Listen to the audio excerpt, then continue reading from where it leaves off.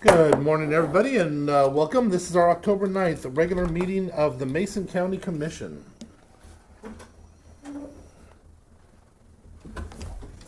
Kevin Schutte, would you do us the honor of leading us in the Pledge of Allegiance, please? I pledge allegiance to the flag of the United States of America and to the republic for which it stands, one nation, under God, indivisible, with liberty and justice for all. Roll call, please. Commissioner District 1, Randy Netherland. I'm here. Commissioner District 2, Kevin Schutte. Here. Commissioner District 3, Terry Drexler. Here. Next up is correspondence and organizational business. Do we have correspondence to come before this commission? Yes. Lee Swoboda sent a resignation letter for the Mason County Citizens Advisory Group. Judge Victoria Meadows sent in a letter pertaining to her retirement. Brenda Hershey sent a letter regarding Timberland Regional Library. Washington State Liquor and Cannabis Board sent liquor license application for Hood Canal Salmon Enhancement Group, held at the Salmon Center, 600 Northeast Russell Road in Belfair. United States Department of the Interior Bureau of Indian Affairs sent notices of applications filed by the Skokomish Island Tribe to have real property accepted in trust for parcel numbers 42102-22-00010, 42102-21-00000, and 42102-21-00010. Finally, Port of Shelton sent a copy of the Port of Shelton tax levy for 2019. Thank you. Next up is item 4.1 again. For some reason, we have a little correction there. Timberland Regional Library Report. Cheryl Haywood, please. Good morning, Commissioners. Good morning. I'd like to start first by introducing Jenny Grenfell, who's here with us today. She's the library manager for the North Mason Timberland Library. So thank you for this opportunity to speak with you this morning. I wanted to share with you that Timberland Regional Library is celebrating 50 years in November. The people and the residents in 1968 voted to create an inter-county rural library district to provide library services throughout the unincorporated areas of the 5-county region. And so I brought a proclamation for you to read aloud today. We are committed to providing the best of library services to Mason County residents for the next 50 years. We aim to be fiscally responsible while always looking to expand and improve our services to meet the needs of the communities that are in Mason County that we are not reaching right now. For example, Matlock, Karstein Island, Lake Cushman, and Tahoyah. We look forward to working with you in the years to come. I want to just highlight some of the unique partnerships that we have forged in the last several years that help towards workforce development and help towards educational attainment. Mason County Transit, a partnership where we are selling bus passes in the 3 libraries to provide assistance to people to leave the county to go to school and to go to work. The MyTRL program, which is the K through 12 numbers to give to students in the K through 12 system. We have over 45 school districts in the 5-county region. North Mason School District went live recently, so did Gravity. We're working with Shelton right now and Hoodsport, but they're not next in the queue. So that's MyTRL, Mason County Transit. Wanted to mention too that Timberland Regional Library applied to become connection sites in the WorkSource network, as you know. And so we are moving forward with partnership and training and just getting the word out that we are part of that system. As well, we have been working with our colleges, the Olympic College and Grace Harbor College and Centralia Community College, and in addition, South Puget Sound Community College.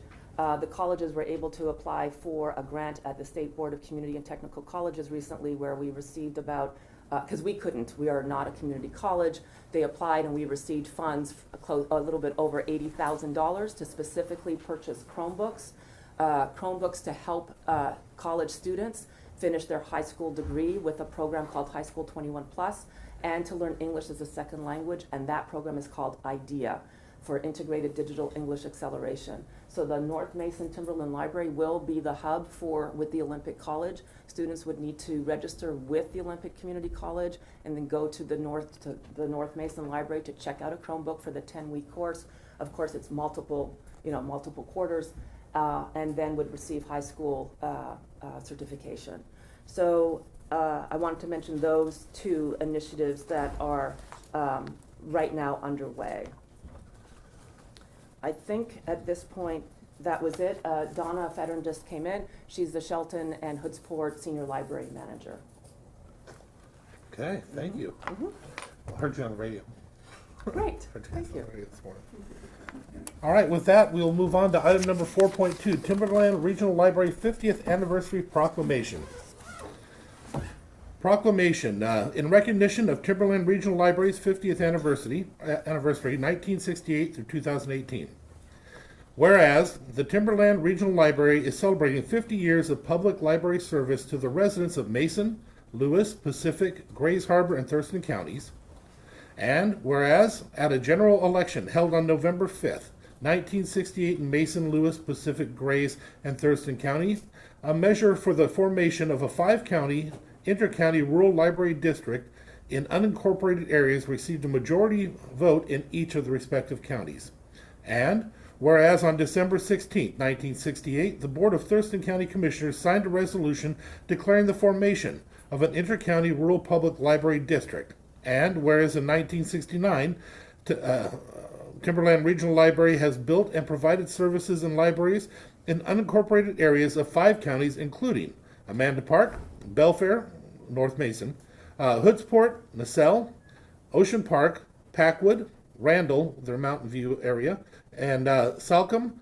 And whereas over the years, the residents of Aberdeen, Centralia, Chehalis, Hoquiam, Ilwaco, Lacey, McCleary, Montesano, Morton, Oakville, Olympia, Raymond, Shelton, South Bend, Tenino, Toledo, Tumwater, Westport, Winlock, and Yelm have voted to annex to Timberland Regional Library. And whereas under its statutory authority, Timberland Regional Library offers library services to the people of the 5-county area, including Chehalis Confederated Tribes, Cowlitz Indian Tribe, Grand Ronde Confederate Tribes, Jamestown S'Klallam Tribe, Lower Elwha Klallam Tribe, Nisqually Tribe, Port Gamble S'Klallam Tribe, Quinault Nation, Shoalwater Bay Tribe, Squaxin Island Tribe, Skokomish Tribe, Squaxin Island Tribe again, Tribal Services Co-op, Yakima Nation, and whereas the Timberland Regional Library values of service integrity, collaboration, and community-focused support the library mission and vision statements, and whereas the Timberland Regional Library has adapted to the changes in technology that have redefined what is known as a library while maintaining collection of books and the information, inspiration they contain, and whereas over the years the Timberland Regional Library has offered programs for all ages, outreach services, literacy initiatives, job seeker and small business services and resources, computer training, internet access, and other means of community support enrichment to meet the ever-changing needs of the residents. And whereas through times of prosperity and recession, Timberland Regional Library has continued to serve the people of Grays Harbor, Lewis, Mason, Pacific, and Thurston counties as a place of lifelong learning, culture, and community.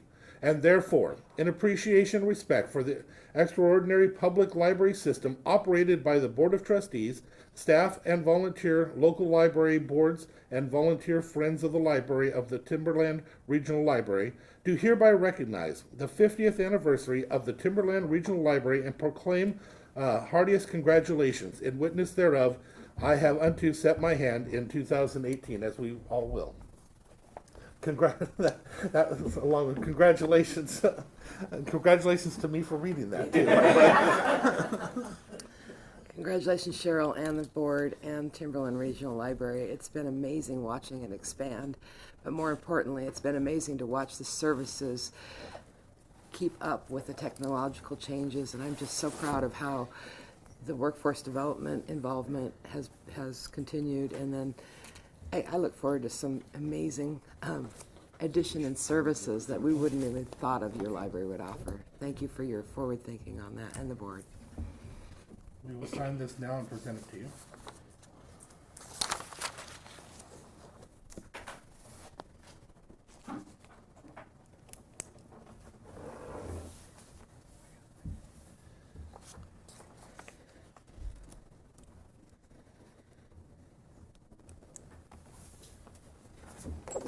And would you also do us the honor of presenting it to him?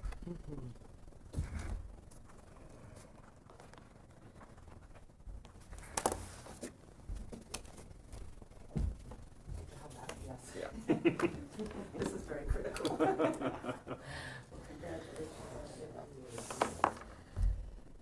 on, forge forward. We're gonna try.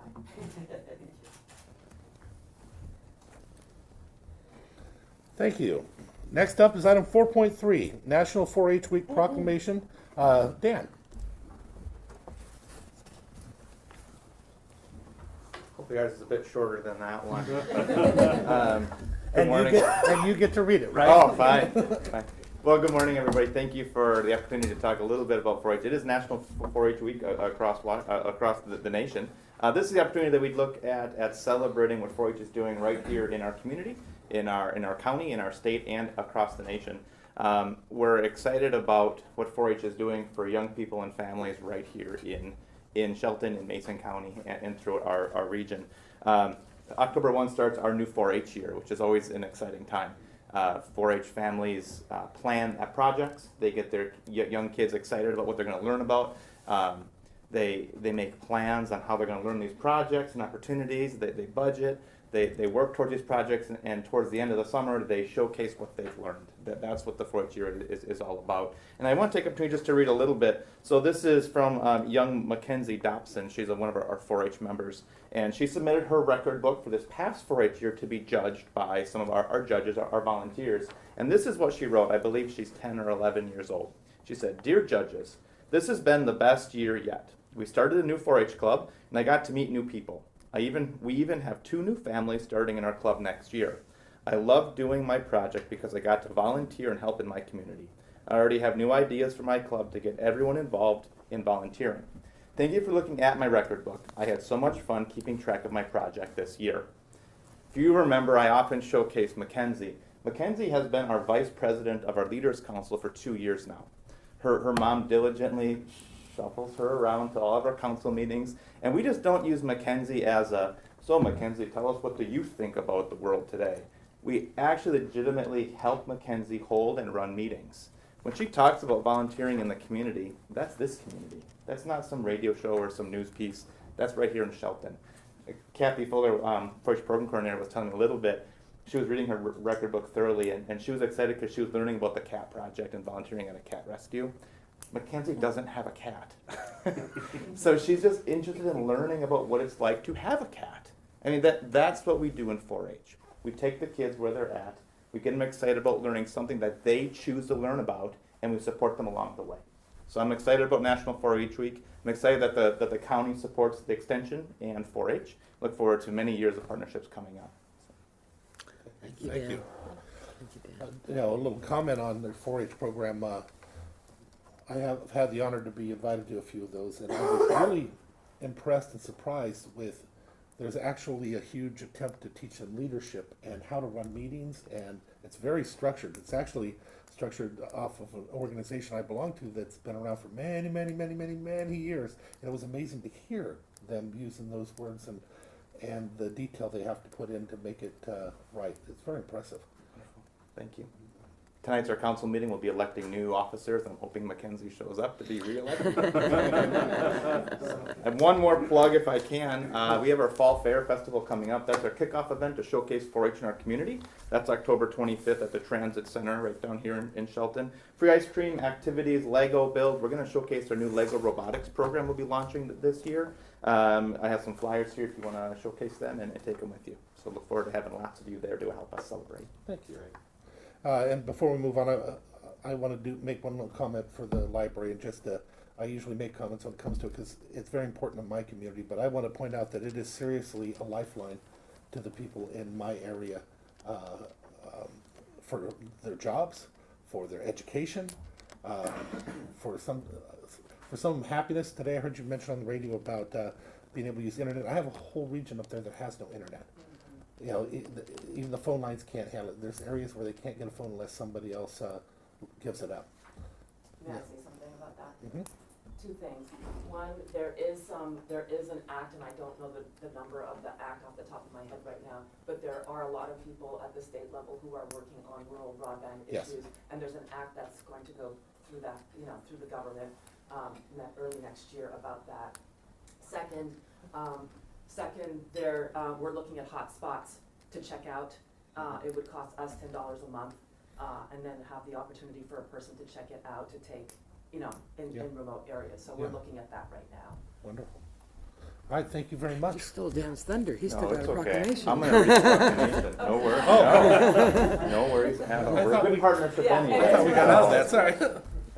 So National 4-H Week, October 7th through 13th, 2018. Whereas 4-H is the largest American youth-serving organization, supported nearly 6 million youth across the country, and whereas 4-H has helped 1,500 youth in Mason County become confident, independent, resilient, compassionate leaders, and whereas 4-H is delivered by Cooperative Extension, a community of more than 100 public universities across the nation that provides experiences and where young people learn by doing through hands-on projects in important areas of health, science, agriculture, and civic engagement.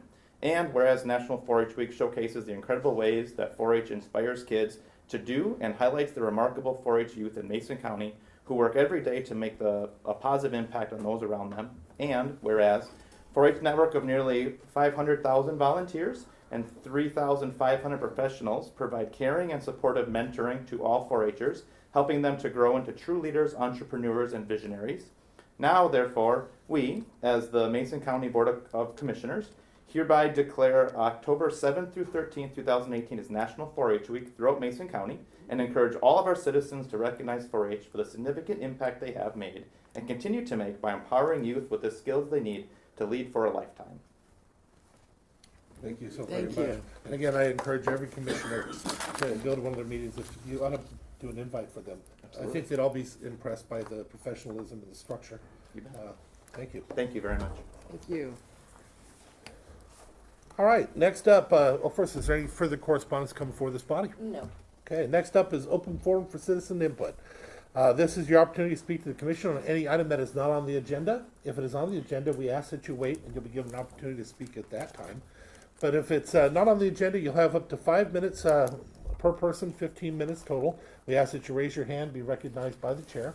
We'll have you come up and then we will have you announce your name, perhaps where you're from for the record. With that being said, Conley, would you like to go ahead? Conley Watson, 140 East Fox Lane, Hartstein Island.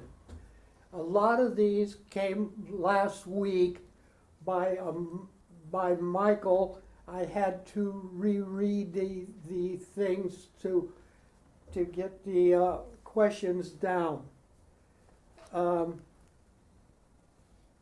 Very good article, Michael. Thank you. Belfair water meters, H2O. Is it an A or a B system? It's an A system. It's an A, it's a, Very large. yeah, 550, I think, Is that how many? yeah. Okay, and Russellwood, how many live there? Art, do you know that? Probably around 300 people.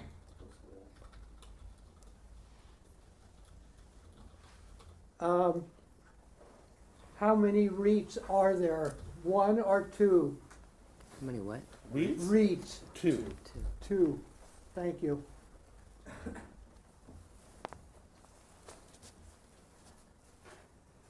Does both the H2O and the sewers,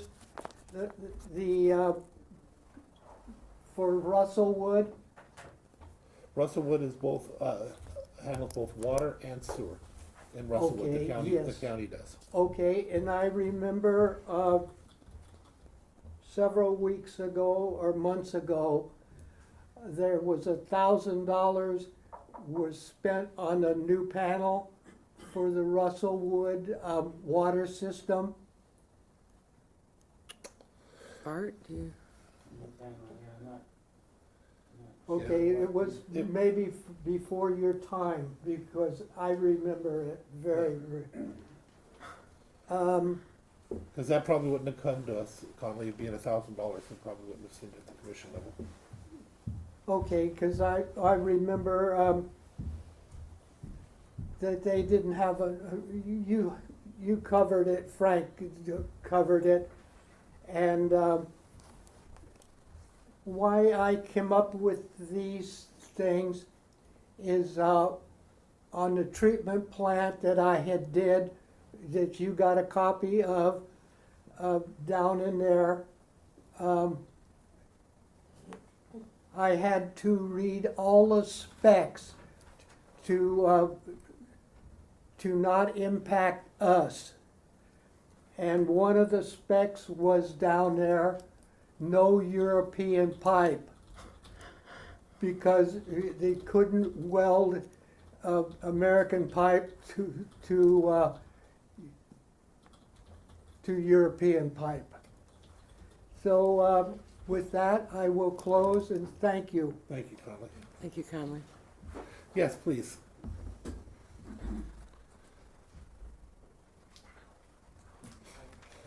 Yeah, our chairs are not the most comfortable, are they? That's okay, I just had a knee replacement, so nothing's that comfortable.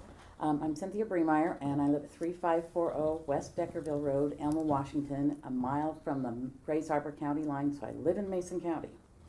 I'm here to talk about the closing of Truman Glick Park. Your mission statements for the park says to provide and maintain parks, trails, and recreation opportunities for all who reside in Mason County.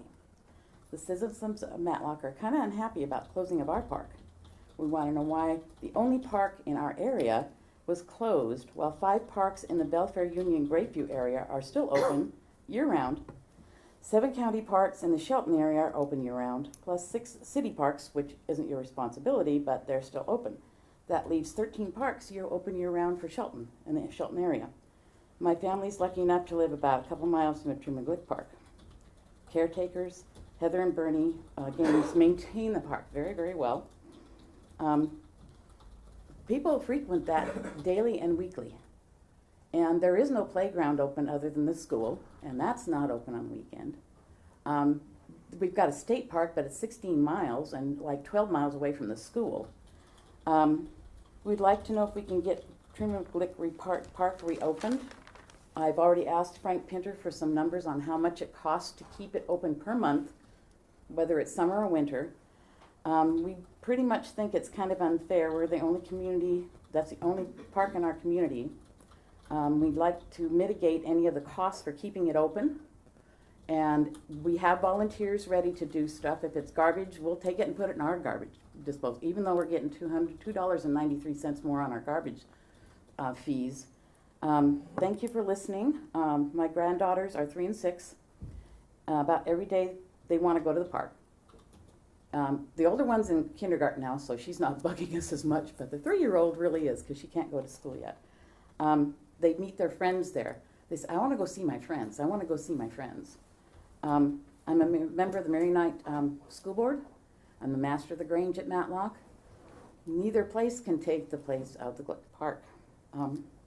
We're probably going to give you have people sign up and say, hey, this is what we want to do. So it won't be just me saying it, it'll be the community saying, here we are, what can we do? How can we mitigate your cost, the county's cost, for keeping it open? And thank you for listening. I'll probably be back, and I'm probably going to be at the Parks meeting the 3rd Thursday of this month. Good. Just to share with you, your commissioner is aware, and we were talking about Yeah, it we've further. talked. Yes, Yes. and I think we'll be having further conversations, but I wanted you to know that he is on it, and he is paying attention. Yes. He was at our Grange, we invited him out to come talk at our Grange. We didn't have as much turnout as we thought we would, but he answered every question, which was probably pretty hard, but you did a real good job. Thank you.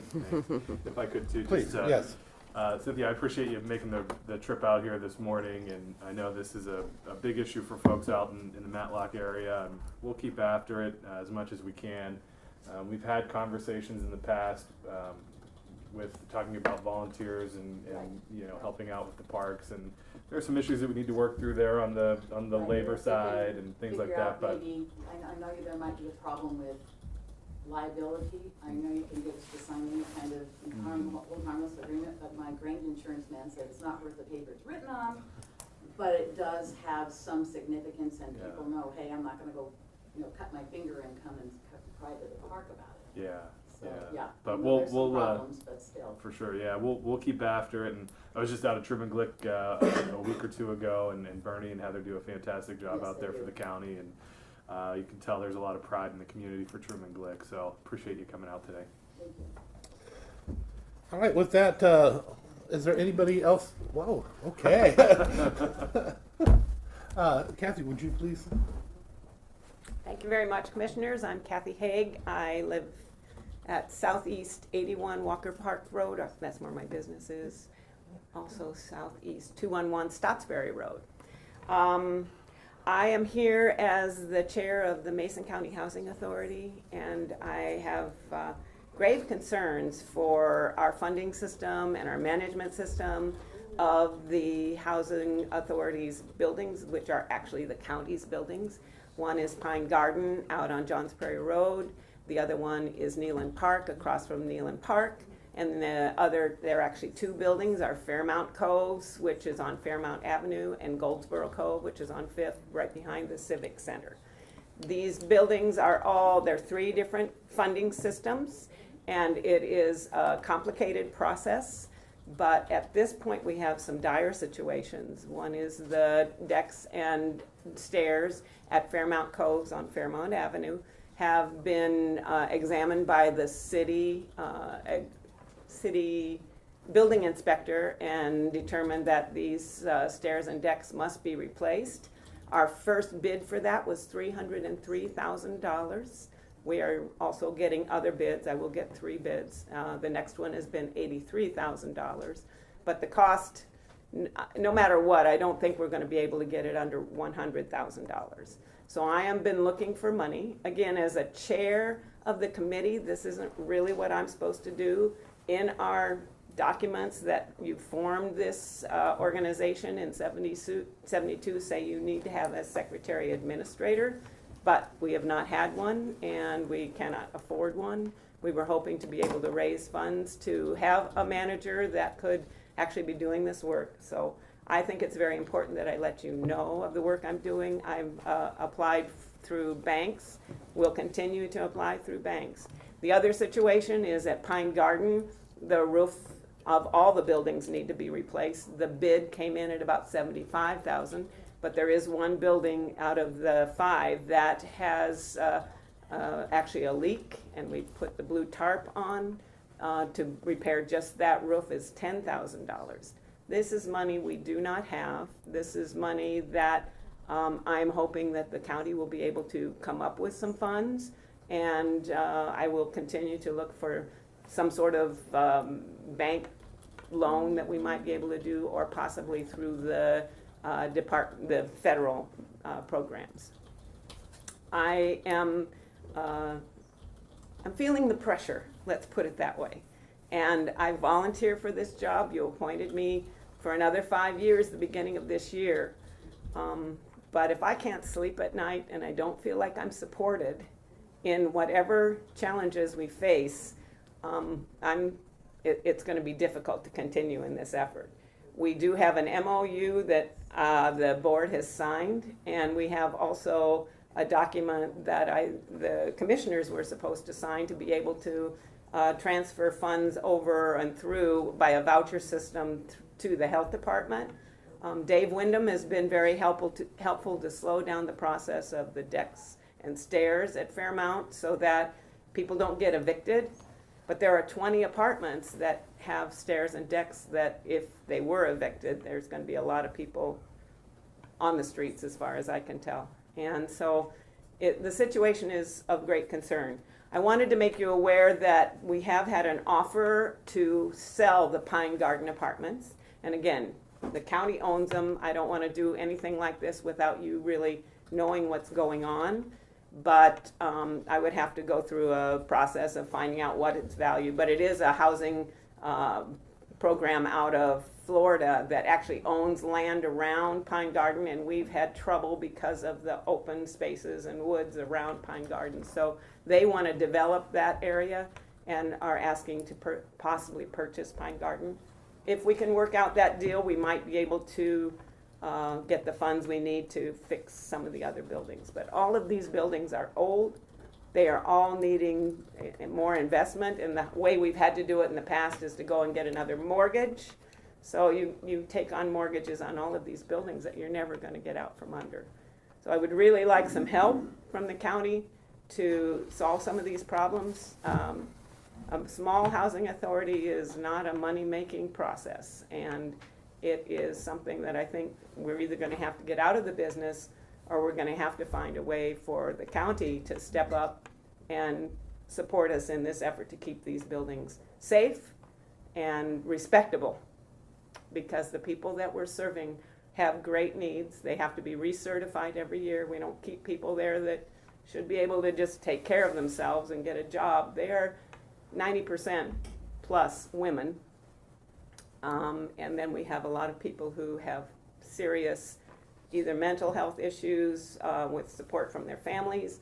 And you know, I've met a lot of these people. They want to do the best they can, and I think we have a responsibility as a community to support people in respectable housing. And we need to work together on that. And so I'm asking you to step up in some way and help us do that. So thank you very much. Thank you, Ms. Hague. We do have a source of funding that I think that the commission ought to seriously consider tapping for, at the very least, for the Fairmont Cove apartments. I think that could be one of the places. It is specifically for preservation as well as building low-income housing. So I'm supportive of that, and I will encourage this commission to go forward on it. There's 45 families. I don't know if people know there are 45 families in the Fairmont Cove apartments, and to see 45 families no longer have housing is not what we want to see. Yeah. Just a couple of comments. One, I have to kind of respectfully disagree that the county hasn't been helping and supportive of this. We've helped by providing staff for the Housing Authority Board. After you worked to get legislation through the legislature last year to clarify the relationship between counties and housing authority boards that are statutorily independent from the county. We appoint, but housing authority boards run their own programming and are responsible for that. We've stepped up and given staff support to the Housing Authority Board. As you know, it's been a struggle to keep members on that board, so there was a period of time where it was difficult to have a quorum to make decisions. And as far as the funding goes, we had a conversation yesterday with Todd Parker from Community Development, who's working through some of the ins and outs of being able to utilize that money to help with this. It's a complicated issue. He walked into a complicated situation with the Housing Authority Board, but I don't think that I've heard once from the commission that we don't stand ready to support the mission of the Housing Authority Board as an independent agency in the county. So we're here to work with you. It's part of the reason Dave Wyndham from Community Development went over and had the conversations with the city in order to try to work through some of those findings over at Fairmont. So you know, there's money there, and we'll continue to see how best to use it to support the Housing Authority. As was expressed, we actually were talking about that money yesterday. That's good. I did want to add one thing. There's a bill that will be coming up again this year in the legislature. I think the county needs to be aware of it and possibly do some work to support it. That would allow the county government, and especially small housing authorities, to access money that would go to the state through sales tax, but have it delivered directly back, a certain percentage, 0.5%, come directly back to the county so that the county can make decisions about housing. And this money, all you have to do is say, yes, we want it. And there was a bill last year, didn't get through, but I will be working on that bill again this year that will drive dollars directly to the county level to make decisions about what we need to do when it comes to housing, because we all know it's really a dire situation. So thank you. Thank you. Sean?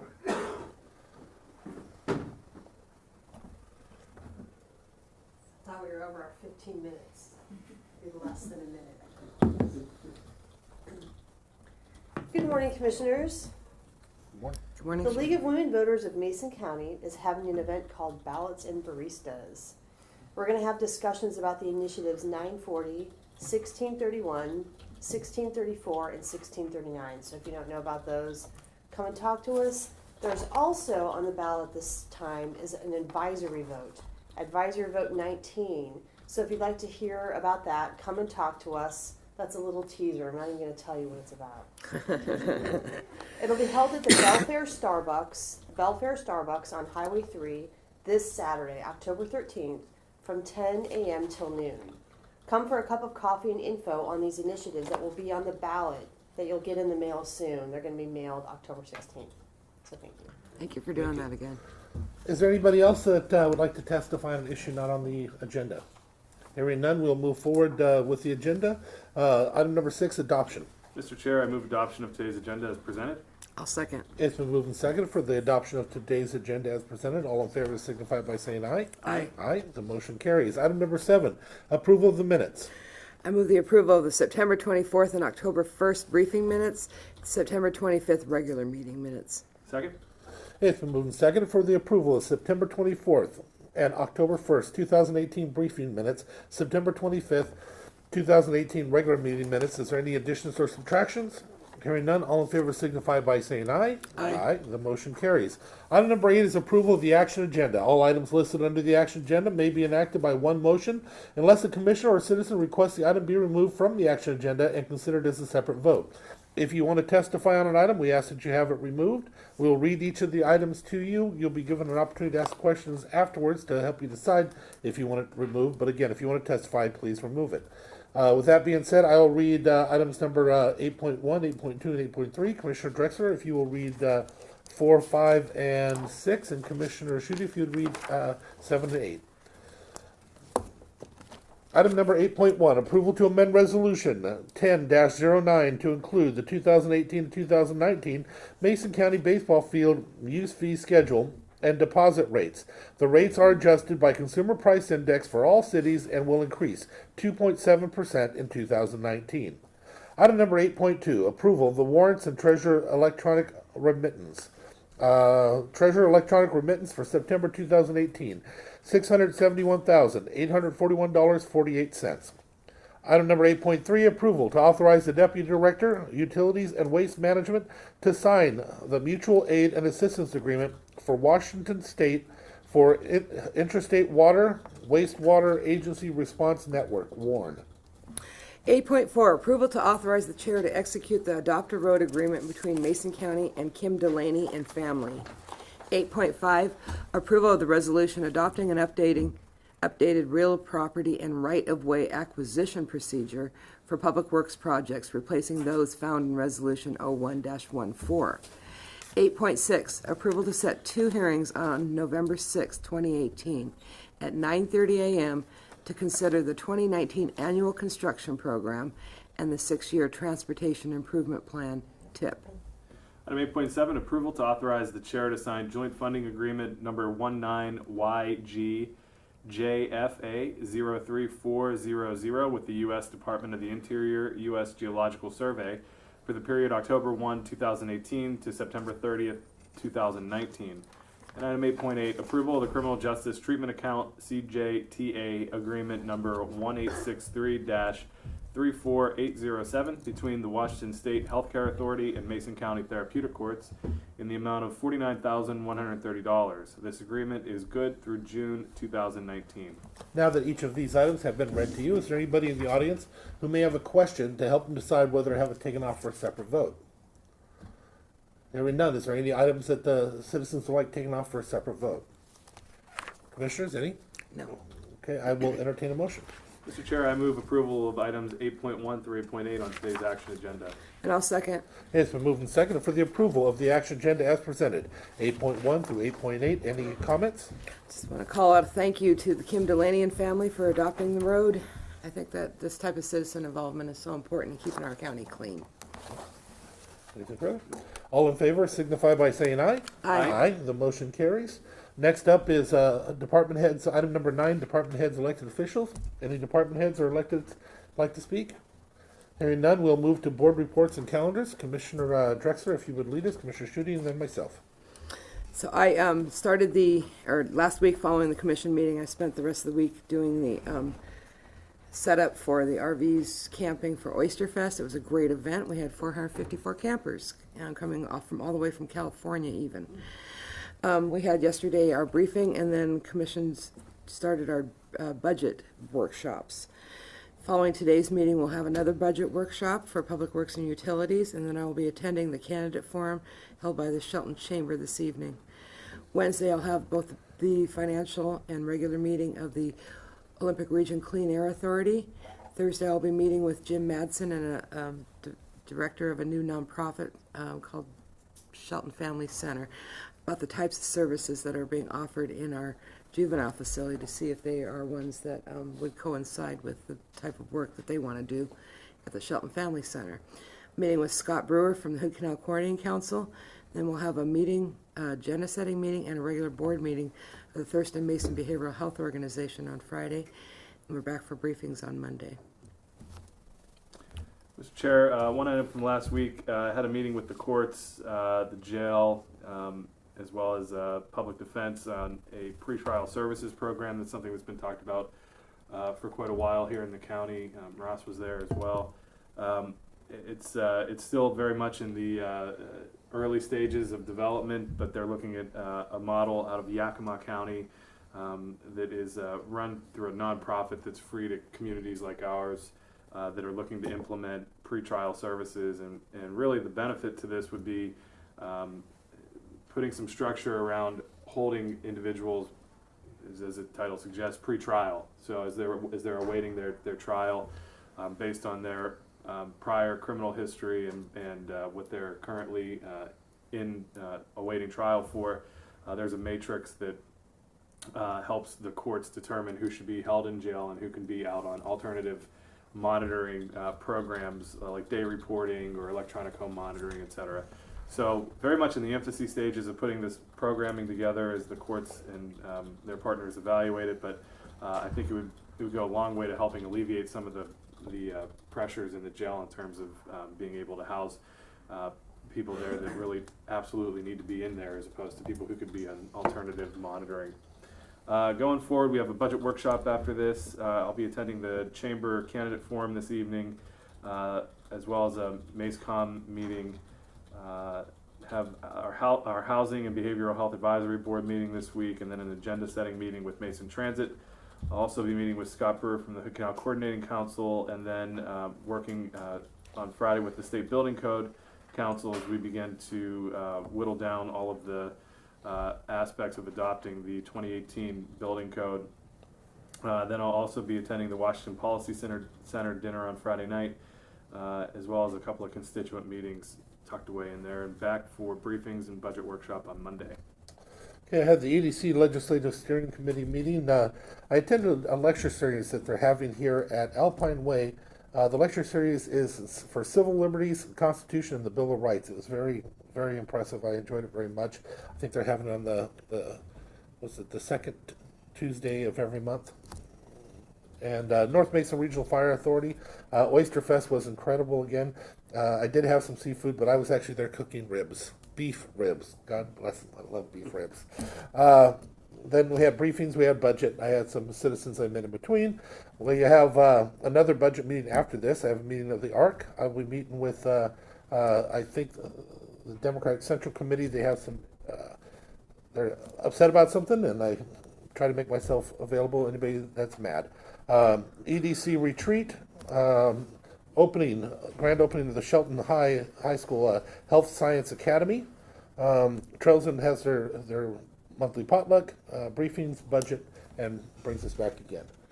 With that, is there anything further? We're at the end of our agenda. Mr. Chair, move we adjourn. Second. It's been moved and seconded. All in favor signify by saying aye. Aye. Aye. We are adjourned. Thank you.